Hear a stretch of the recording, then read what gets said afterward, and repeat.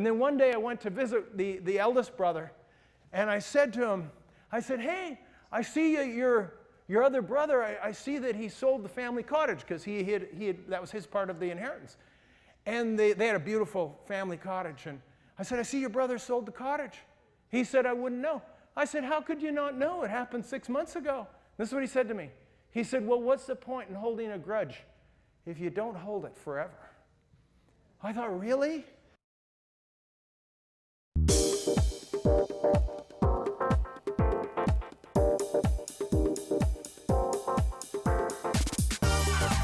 Welcome to Church of the Rock from Winnipeg.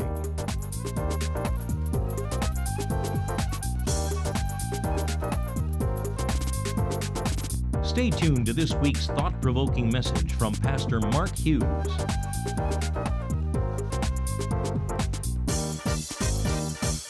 Last week we talked about being surprised by grace, and we told story after story about people who encountered the gospel of grace and how they were just so surprised that grace was extended to them.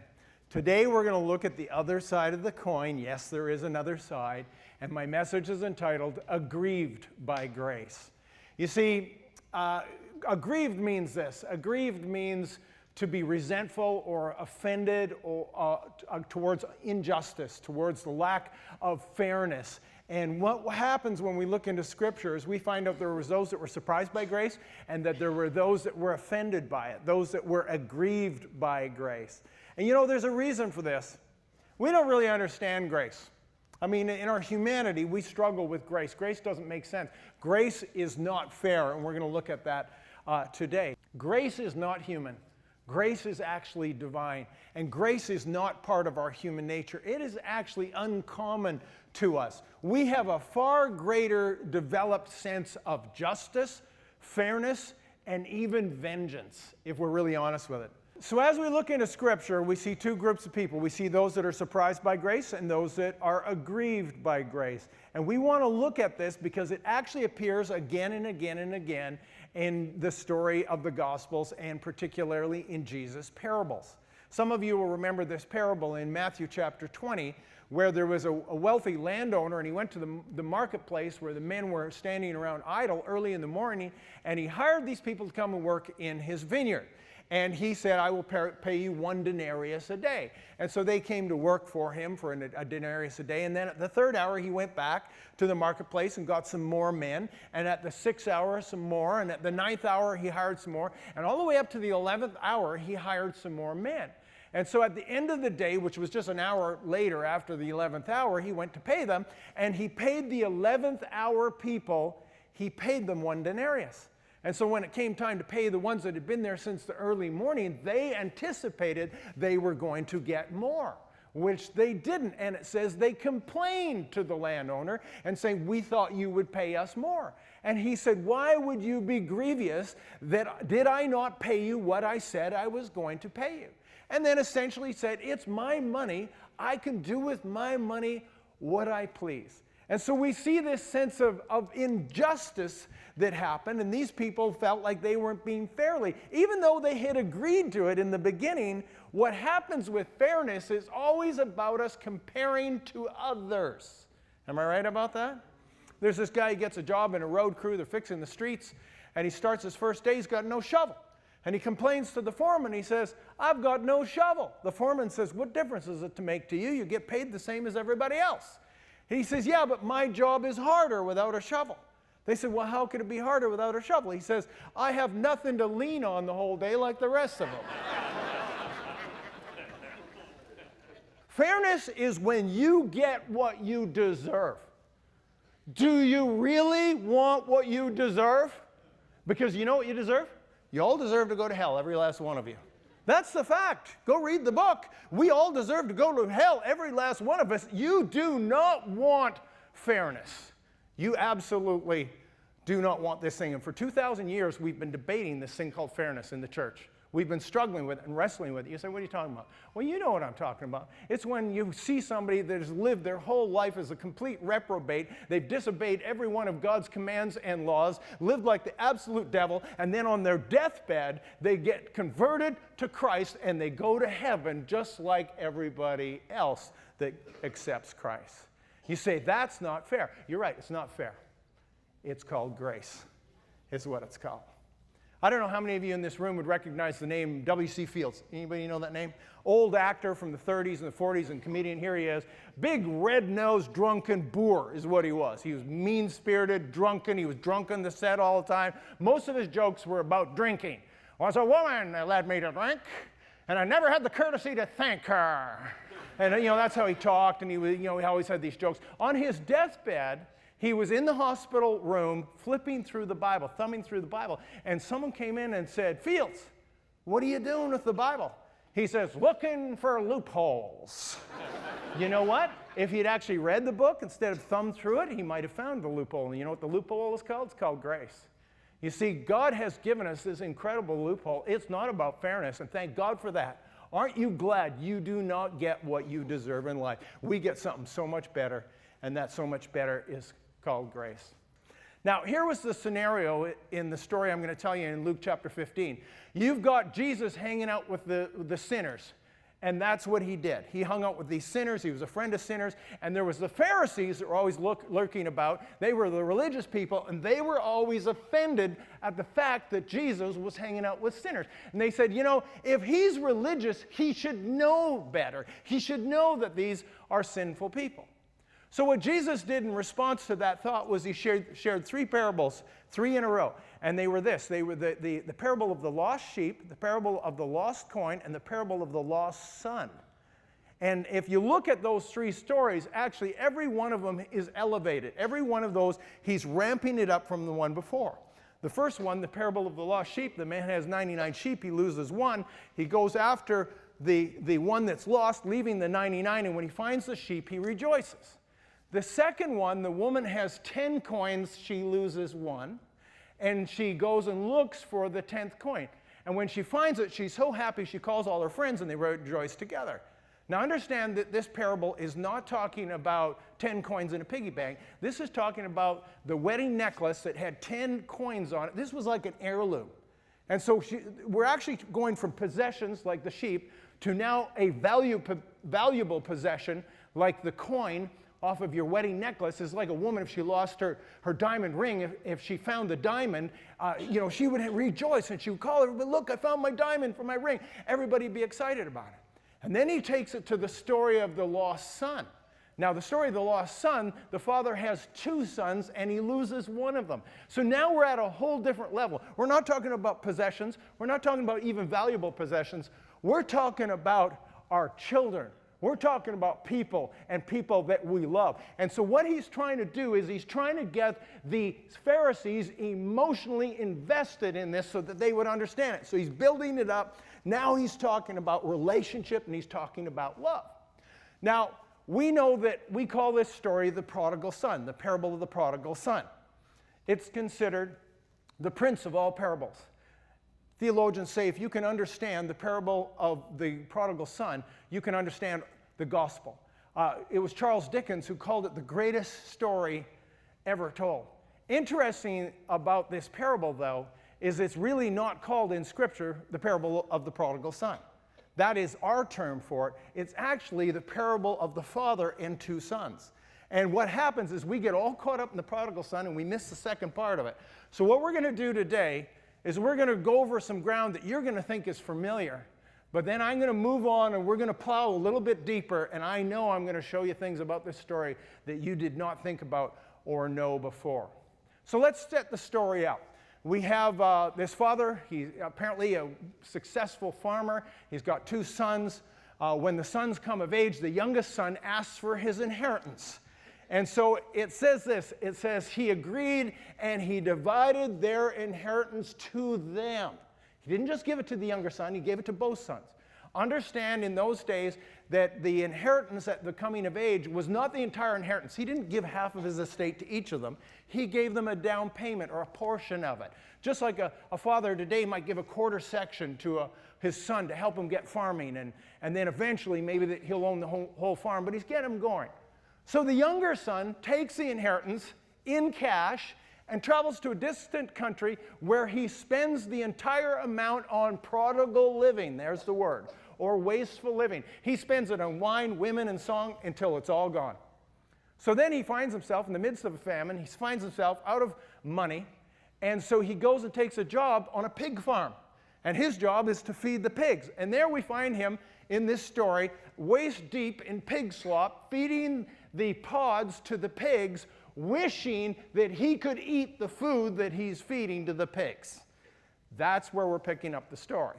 So Luke chapter 15, verse 17 says this, "But when he came to himself, he said, 'How many of my father's servants have bread enough and to spare, and I perish with hunger? I will arise, go to my father, and will say to him, Father, I have sinned against heaven and before you, and I'm no longer worthy to be called your son. Make me like one of your hired servants.' And he arose and came to his father, but when he was still a great way off, his father saw him and had compassion and ran and fell on his neck and kissed him.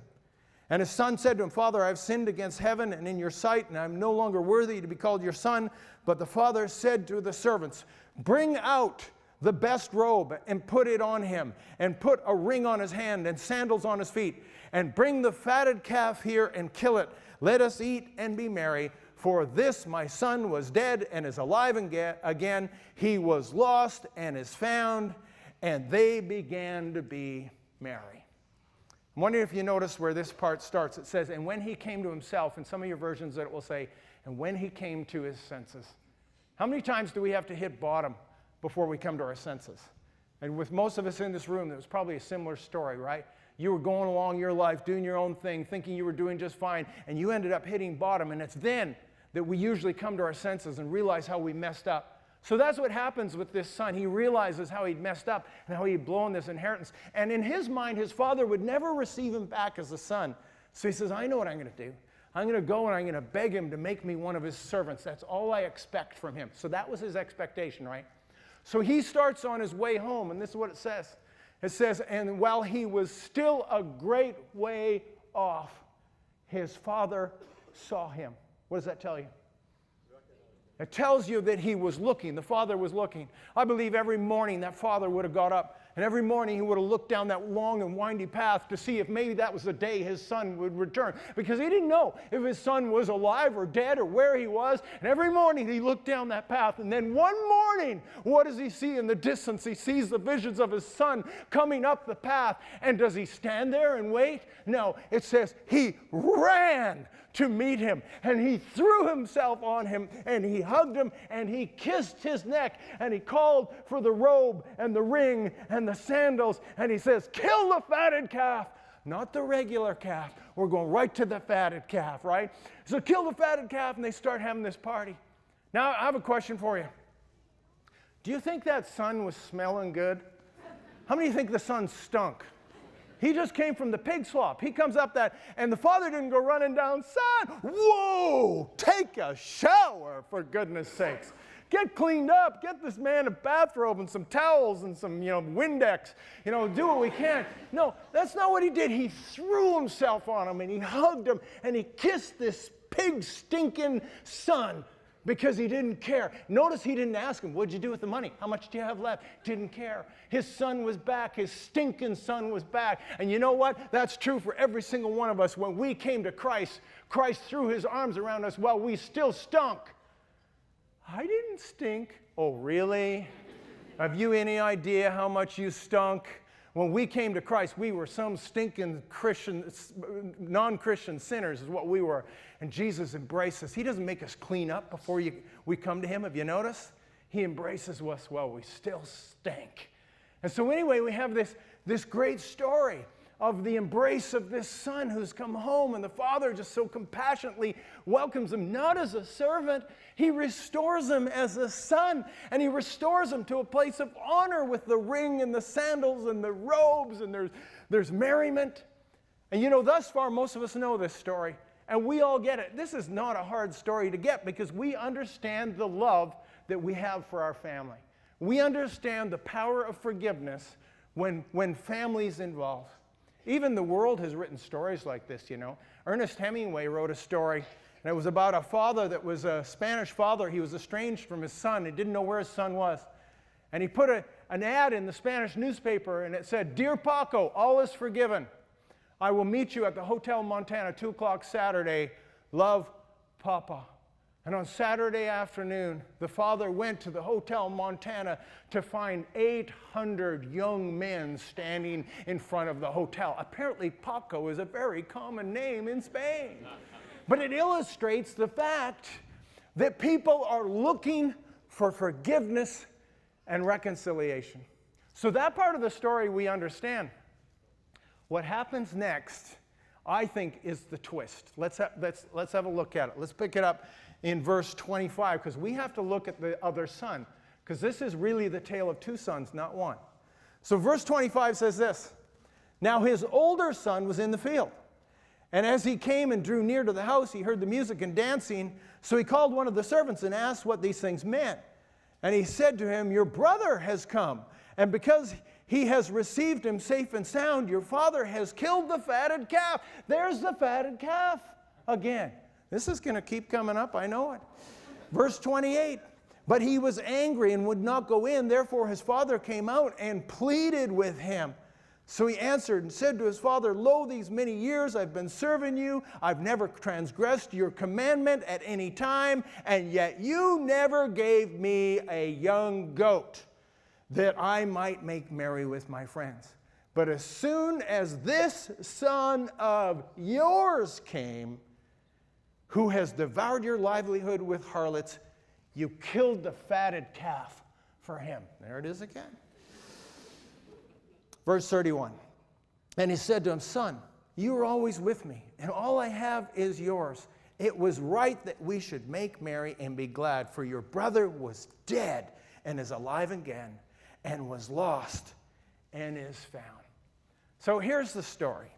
You have the younger son coming running home, thinking that he's going to be a hired servant, but he gets welcomed to a hero's welcome. He's welcomed back into the family. How many of you would agree that he was surprised by grace? He was surprised by grace. The older brother wasn't surprised by grace. He was aggrieved by grace. He was mad that this was happening. He was mad that there was this celebration was going on. He said he spent all his money on harlots and wild living, and the moment he comes home, he just gets embraced and he gets welcomed in, and we kill the fatted calf. Makes this big deal about this thing. So you look at this story, and I don't know about you, but I'm thinking, doesn't he get the heart of the father in this story? Doesn't he understand that his father had lost his son? He only had two sons, and he lost one of them. And now that second son has returned, and he apparently doesn't seem to have any heart or care or concern for his father, nor does he have any heart or concern for his own brother. I mean, not only did the father lose a son, the elder brother lost his younger brother. How come he doesn't care about that? How come he doesn't have some compassion? They didn't know whether he was alive or dead. And now the kid is back, and he's more upset about the fatted calf than he is about the fact that his brother is alive and he's well. See, I don't get that. I read this story and think, what? I've lost two brothers. I would give anything to have my brothers back. What does money matter? What does livelihood matter when it comes to family, when it comes to these things? You know, when we were growing up, we had these family friends. They were actually very well-to-do. And they had four brothers, or four sons. And when the parents died, the boys were all in their 20s. And what happened was they were young, they were immature, and they started fighting over the inheritance is what they did. And they finally divided the inheritance up, and they all got a fairly sizable chunk, and they went on their way. But there was nothing but bitterness and acrimony between these boys fighting over the wealth of the parents and the inheritance, and that's all that really mattered. And this relationship they had with one another was never any good. In fact, catch this, over the course of the next couple of decades, two of the brothers took their own lives and committed suicide. And then one day I went to visit the eldest brother, and I said to him, I said, "Hey, I see your other brother, I see that he sold the family cottage," because that was his part of the inheritance. And they had a beautiful family cottage. And I said, I see your brother sold the cottage. He said, I wouldn't know. I said, how could you not know? It happened 6 months ago. This is what he said to me. He said, well, what's the point in holding a grudge if you don't hold it forever? I thought, really? That's the response to the fact that you've lost your parents and you've lost 2 brothers and you only have 1 brother left, and that's all you care about is the grudge that you intend on holding forever? See, when we look at these 2 brothers, you know, we're usually pretty critical of we understand the criticalness of the younger brother. I mean, for good reason. The younger brother was unrighteous. Would you agree with that? I mean, he did not have the heart of the father. All he cared about was his father's money. All he cared about. He took his father's money, could care less about his father, could care less about his father's heart, just took his money and spent it on himself. He was completely selfish. And so he, as an individual, was an unrighteous person. The older brother is my argument that he was not a whole lot better. You say, well, what do you mean? It says he never transgressed the father's command. He doesn't have the heart of his father either. Does he care about the father's grief? Does he care about the brother? The fact that he was back? What does he care about? What was the thing he keeps talking about? The fatted calf. All he cared about was the money. Now, just because he was doing, being obedient, doesn't mean he was a good son. I think what he was doing was he was obeying his father and not transgressing his commandment, so that when it was all said and done, he would have the inheritance. And he would have it all to himself. And so what he was he was not unrighteous, he was self-righteous. And so, every time this story is progressing, he says, here he comes home. The first thing you do is you kill the fatted calf. He says, I've never even got so much as a goat. Why was he so concerned about the fatted calf? That was part of the inheritance, that's why, right? I mean, it sounds like they only had 1 fatted calf. The rest were all skinny. That's what it sounds like to me. I don't know. There's a Sunday school teacher, she's telling this story in class and saying, when you read this story, who suffered the most? Little Joni puts up his hand and said, that's easy. The fatted calf. That's who suffered the most. So you look at this story, and you see that this older brother actually did not have the heart of his father.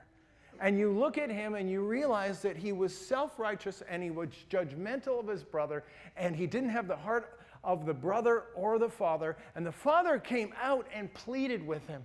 And he said, son, come in. He says, don't you see? Don't you understand? And see, here's what we need to do. We need to do a little interpretation in this story. We say, well, what's going on here? Because there was a purpose of this parable. Remember? And the purpose was this. We know who the characters are. Jesus is the forgiving father. That's who he is in this story. The sinners are who? They're the prodigal son. They're the younger son. And who are the Pharisees? The Pharisees, they're the older brother. They're the self-righteous ones. Did the Pharisees keep God's law, by the way? Yes, they did. They did keep God's law. But they didn't have God's heart. And that's what this story is all about. And they can't see the fact that Jesus is trying to win and bring these lost people, these lost sinners back into the fold. And the Pharisees in this story are full of their own sense of self-righteousness, that you have to earn it. And you don't earn it. That's what the grace of God is all about. Grace is getting that which you don't deserve. So that's the interpretation. Let's talk about the application. Let's talk about where we fit into the story. And you know what? You're not going to like this. Because you know what? We all started our journey. If you became a Christian as an adult, we all started our journey as the younger son, didn't we? We were all the prodigal son, weren't we? We were the stinking, sinful individual that came to Christ, and Christ actually forgave everything in our life and welcomed us in and brought us and put us into a place of being a child of God. That's who we are. We were the younger son. But this is what happens. So we come into the church and we get comfortable. And we start trying to do God's word, and we start trying to be obedient to him. And over time, you know what happens? We start to look gradually more and more like the older son. And we move from unrighteous into self-righteous. And then we find ourselves, when you've been Christian long enough, you find yourself looking down your nose at others that maybe aren't doing it as well as you are. And I know some of you are trying to say, I'm not like that. Yeah, you probably are. Most of us are. Let me tell you a story about when the church first began. When we started this church 30 years ago, it was just a little church, and Kathy and I were this young attractive couple, no other way to put it, really. We were like Barbie and Ken, no, seriously. And she still looks great. Now we look like Barbie and Ken's grandfather. It's sort of where this thing's gone. But anyway, in those days, we're like Barbie and Ken. We were this nice young couple with these nice young kids. And so guess who we attracted? Nice young couples with nice young kids. And we were all these fresh-faced, yuppie, families. And it was all nice and cozy and comfortable. And everybody loved each other. And then my mother starts this ministry called the Door of Hope to women who have been sexually abused. Do you know who comes to a ministry for women who have been sexually abused? Women who have been sexually abused. That's who comes. And so these women start coming to this ministry, and their lives were pretty broken, pretty beat up. And so they start getting ministered to. It was called the Door of Hope, was what it was called. And over the next 2 years, we put about 200 sexually abused women through this course. And well, guess where they wanted to go to church once they'd been through this course? Well, they wanted to come to Church of the Rock. And all of a sudden, the demographic of our church was beginning to change. We were no longer fresh-faced young yuppies with well-behaved little children. We started seeing a bunch of single moms with a lot of dysfunctional background, with some unruly kids, and that came into the mix, and things started to get all kind of wild. And then I remember one day, these two women came to Kathy and I, and they said, "We don't like what this church is beginning to look like." And I said, "Well, why not?" They said, "Well, we don't like all these single moms with all their problems and their unruly kids coming in, and they're messing up the church, and they're a bad example for our kids." So I said, "So you're saying that there's no place in church for broken and dysfunctional people?" "Well, we don't want to put it that way." "Well, it doesn't matter. That's what you're saying." And so we decided that we were going to be a church for broken people, because that's what the church is supposed to be, a place where people whose lives aren't together could come and feel welcome. So that's exactly what happened. The broken people stayed and the well people left. And we ended up with the younger sons because the older sons all left. And that's what every single one of us needs to remain in that place we were when we came to Christ, that we were humble and we were broken, and except for the grace of God, we're nothing. We can do nothing. And it's not about us, it's about what He has done in us. And when you look at the story, let me ask you the question. When you look at the story, who are you? And who do you want to be? Do you want to be the younger son, or do you want to be the older son? Before you answer, let me tell you, here's the answer. You don't want to be either of them. One of them's unrighteous, the other one's self-righteous. You don't want to be either of these guys. Yes, you want the brokenness and the humility of the younger brother, but you actually want the obedience of the older brother. And the main thing is you want to always hold on to the heart of the Lord in the midst of this. That's what you want, is the heart of the Father. Let me just wind this up real quick, and it's this. I'm going to share with you the surprising ending of this story. You say, the surprising ending of what story? The parable. This is one parable that Jesus never finished. It's left unresolved. We don't know. The father went out to plead with the older son and say, "Come back into the house." And we don't know what happened. Did he come back to the house? Did he come back to the celebration? Did he forgive his younger brother? Here's the surprising, tragic ending of this story. The reason Jesus didn't finish the story, because the story wasn't finished yet. Because we know who the characters are in this story. Jesus is the father, the sinners are the younger son, the Pharisees are the older son, and here's the ending of this story. The older brother kills the father in jealous rage. You say, what? Why would you say that? That's the end of this story, because the Pharisees were responsible for the death of Jesus. They rebelled against, because they were aggrieved by grace. They could not stand what was going on, and they conspired against Jesus and had him killed. And so if you're really going to read the story through to the end, then that older brother kills his father in jealous rage. It's a tragic story. But see, for every single one of us, we need to look and ask ourselves this question: who do we want to be? And who do we want to be in our world today? We have this wonderful message of grace, that God is willing and able to forgive everyone who will come, who all that will call in the name of Jesus will be saved. And whether it be in the first hour, third hour, 6th, 9th, or 11th hour, it doesn't matter. There is no fairness, only this thing called grace. And if we will embrace grace, grace will change people, and grace will change our world. Church of the Rock has services every Sunday at 1397 Buffalo Place, and we invite you to join us when you're in the Winnipeg area. If If you'd like a booklet to help you understand more about God's gift of forgiveness and reconciliation through Jesus Christ, please contact us, and we'd be happy to send you a free copy of the Book of Hope. Visit our website at www.churchoftherock.ca. Thank you for watching, and God bless you.